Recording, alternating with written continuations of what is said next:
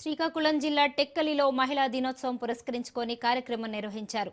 సమాజ అభివృద్ధిలో మహిళలు కీలకమని రాష్ట్ర వ్యవసాయ శాఖ మంత్రి కింజరాపు అచ్చెన్నాయుడు అన్నారు. రాష్ట్రంలో 5 లక్షల మంది మహిళలను పారిశ్రామికవేత్తలుగా తయారు చేయడమే లక్ష్యమని తెలిపారు.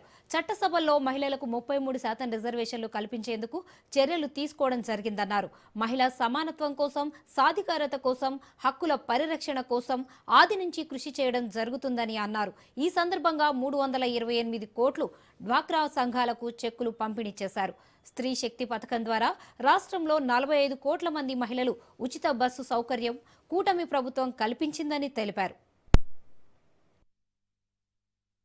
మన నియోజకవర్గం 4 మండలాల నుంచి విచ్చేసినటువంటి మహిళా సోదరీమణులకి, పాత్రికేయులందరికీ పేరు పేరున హృదయపూర్వకమైనటువంటి నమస్కారాలు, అభినందనలు తెలియజేస్తున్నాను. స్త్రీ లేనిదే సృష్టి లేదు, స్త్రీ లేనిదే జీవం లేదు. స్త్రీ లేనటువంటి ప్రపంచాన్ని మనం ఊహించుకోలేము. అందుకే సమాజంలో ఉన్నటువంటి ప్రతి ఒక్క స్త్రీమూర్తికి నా తరపున, ప్రభుత్వం తరపున హృదయపూర్వకమైనటువంటి అంతర్జాతీయ మహిళా దినోత్సవ శుభాకాంక్షలు తెలియజేస్తున్నాను.